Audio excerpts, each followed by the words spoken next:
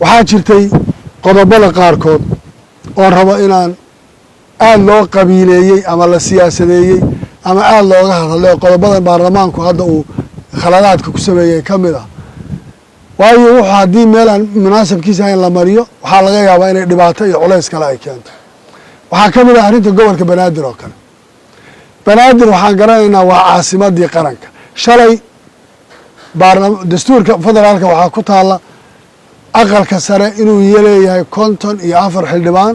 oo ka kooban 18 gobol ee Soomaaliya waxaan ka mid ahayn dadkii ka shaqaynayay sida loo dhisay isteedyada iyo baarlamaanka aqalka sare dhismihiisii qaabka loo qaybiyay waxaan wax badan ka hadlaynay oo culayska ugu badan la saarayay war caasimadda Soomaaliya baarlamaanka iskala shaqadeeda waxaan u baahanahay inuu dhammaystiro oo la qeexo maqaamka caasimadda muqdisho wax badan bay inaga mudan tahay maanta inta waaweyn ee wadanka wax ku soo baratay iyo inta waaweyn ee ku soo kortay intuba xamar way garanayaan faa'iidada lahayd iyo caasimadeedu waxay ahayd aan qeexna maqaamka caasimadda waxay mudan tahay magaalada muqdisho inay hesho maqaamka ay leedahay caasimadnimo waxay mudan tahay inay matalaad ku yeelato aqalka sare iyo meelaha kale si looga baahan yahay oo kale waxay mudan tahay inay yeelato golo deegaan oo wax soo doorta waxay mudan tahay inaan maalin walba loo yeedhin gobernatore iyo maayar intii la keeno la yidhaahdo wixii xisaabee la yidhaha xataa gobolka banaadir baa qaadanayana xafiiska hebel dib ugu soo celiyo gadaal kasoo geli aan la odhanine iyada wax loogu qabto gobolkii lagaga shaqeeyo oo caasimaddu waxay u baahan tahay iyo maqaamkeeda intii la qeexo loo sameeyo waxaan maanta maraynaa caasimaddii oo maanta qof ani iga xiga uuna jiro qof waliba ku waxaysan in la yidhaahdo aleele reer hebel baa xiga oo reer hebel baa diidan wax ka jiraa ma jiraan reer hebel xigaana ma jiro reer hebel diidanna ma jira waxa yaalla waxay tahay waxa ay u qalantay ee maqaamka baarlamaanku shaqada ahayd inuu shalay qabto inuu maanta carcaraafiyo sax ma ahayne waxa maanta ay u baahan tahay muqdisho iyo maqaamka caasimadda ay u baahan tahay ee aan ahayn maalin walba maayar in la keeno iyo hebel in la bedeliyo in la keeno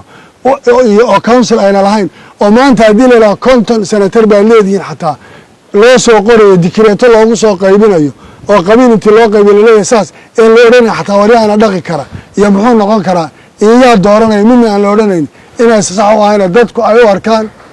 inayna jirin cid diidaysa iyo cid waxaynaysaa intii qof moosla inoo dhigo inaan annaga dhexdeena dhibaato laga dhigin waa shay muhiim reer muqdisho markii la yidhaha anigaa kow ah ma ihi laba kow baan ahay cidda sheeganaysa anigaa kow ka ah waxaan u baahannahay inaan hello matalaadda ay leedahay iyo say tahay anagoo ixtiraamayna wejiga loo rabo in wax loo qabto inay middaas tahay dadka yaan lagu lugoynin oo dan la leeyahay yaan dhibaato kale loogu geysanin oo shacabkii la isugu diro la odhanin reer hebel baale iyo reer hebel baa loo diidaya iyo middaasay sidaa ku tahay waxaan ku soo ururinayaa arrinta federaalka ku saabsan madaxda qaranka madaxweynuhu uu ugu horeeya ra-iisul wasaaraha guddoonka baarlamaanku ha ilaaliyeen shuruucda waddanka uu ku dhisan yahay ha ilaaliyeen waxa maanta lagu wada joogo waddankeenna innagaa dhisan kara dowlado derisa iyo kuwa dibadda jira iyo kuwa caraba iyo kuwa jarmala midkoodna waxba inooma qaban kareen waxa innaga inoo yaalla aynu qabsano oo aan ka baxno riyada aan ku jiro ee aan meelaha kale isku tuutuumayno ee wax riixriixayno wax kala jiidanayno intaan ka baxno waddankeenna iyo xaaladiisa aan dib ugu noqono nasiibkiisu leeyahay qofku doorashadiisa ha u soo istaago cidna kama hami badnayn xasan sheekh maxamuud